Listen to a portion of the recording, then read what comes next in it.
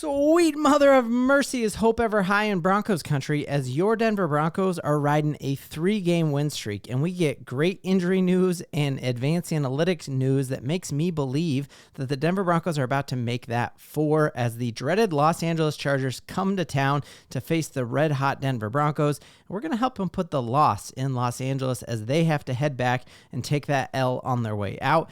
In this video, we're going to break down the good news of the day on the injury front, why I think this is such a fantastic matchup for Bo Nix, Sean Payton, and this Broncos offense, and a ton more. If you like the Broncos as much as I do, helps me out a ton if you would like and subscribe, and let's dive in. So the Broncos are really riding a 3-game win streak against the Chargers, and after this, it'll be 2 full seasons since the Chargers had actually beat the Denver Broncos when we were in a little bit of a slump, and a lot of Chargers fans. Actually, you never actually say a lot of Chargers fans because I think there's just one. But they like to explain that away and just say, well, our quarterback, Justin Herbert, was hurt for a lot of that. But in those 3 games that the Denver Broncos have won, Herbert only missed 1 full game.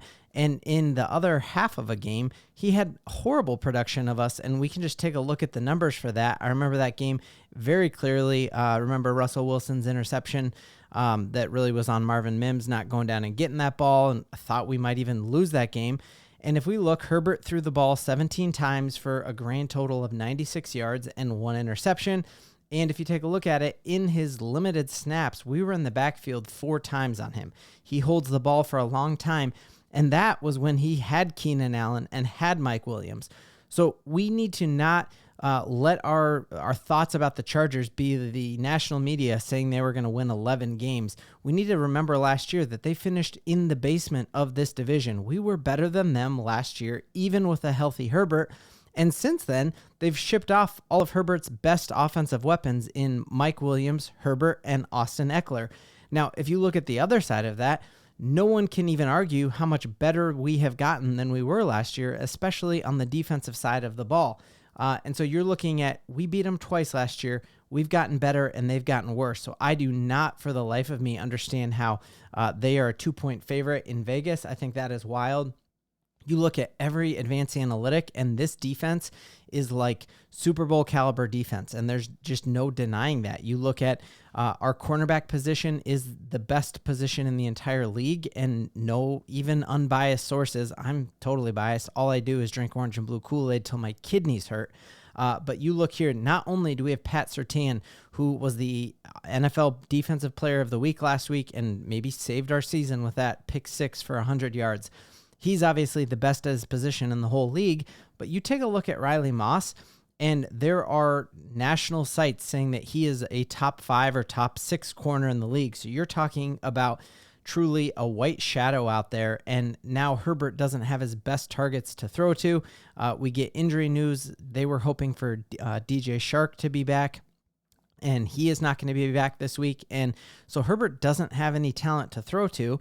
And then if you take a look at how good our advanced analytics have been when it comes to our pass rush, it is nasty that we have not had a 10-sack player on our team since Bradley Chubb, since like before COVID. It was that long ago.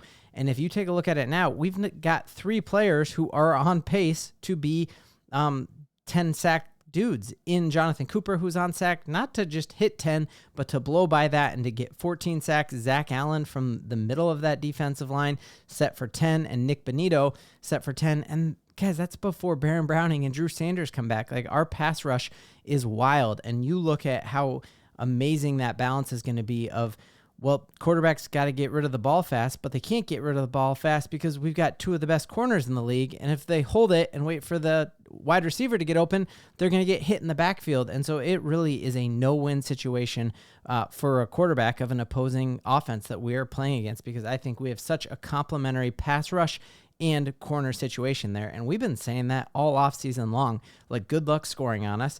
People laughed at us, but you take away that 70-point blowout loss last year, and we have been a fantastic defense, and we're top 7 last year towards the end of the year, and everyone likes to forget about that and just use the total points scored against us, but it's irresponsible.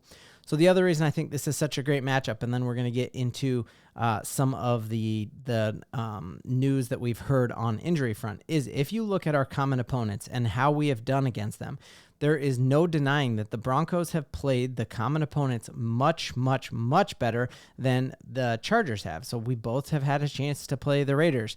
Well, these guys were in a very, very close game. If the Chargers don't score 13 points in the end of that fourth quarter of that game, they lose to the Raiders. And so you're talking a one-score game with a team that we literally just blew out and could have made it even more embarrassing than it was. That final touchdown drive that they had, we were in a prevent off defense so much that even the color commentator even said that. Like, well, you can't say this is a great production from AOC because truly this Broncos defense is just playing a shell right now to milk the clock. And so we blew out a team that they were in a one-score game with.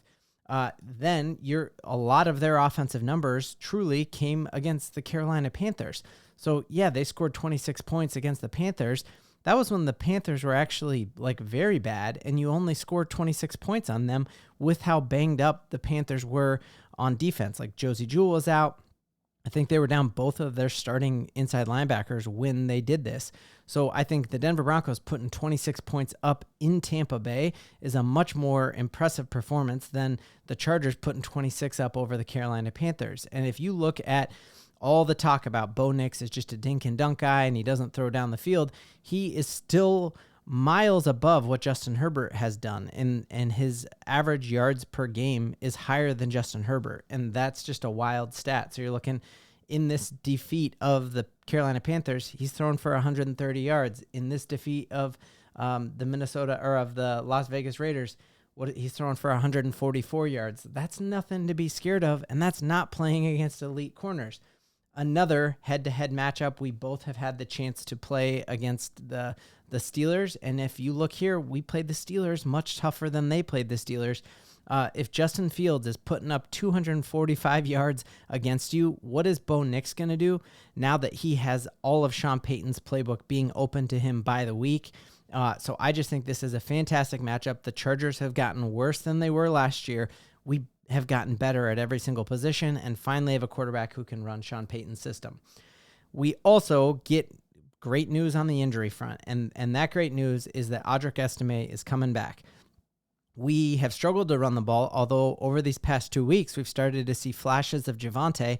If we can run the ball better than the Chargers can run the ball, point blank, we win this game. And I think we will because we are going to be able to start running the offense that Sean Payton wanted to run, where you have multiple different ball carriers who can do different things. And Audric Estime is going to be the knock you down, plow you over, Jerome Bettis type guy that I think we all expected. And he hurt his foot in that game against the Seattle Seahawks, and he's going to be able to be back. He was a full participant. Getting Damari Mathis back is huge. Just to be able to have 4 great corners and not just the 3 that we already have is awesome. And then seeing here that we have some limited players here. Reynolds did hurt his hand on that touchdown catch from Bo Nix. It'll be interesting to see what happens to him. Does A.T. Perry get called up? Do we start to see Devon Vele again? I'm hoping. So we are definitely going to keep an eye on this. I think this is going to be crucial. The Chargers do have a great front 7. All 3 of their cornerbacks are listed on the injury report, so I think our wide receivers are going to have a chance to feast if Bo can get rid of the ball fast. But let's take a look on their end.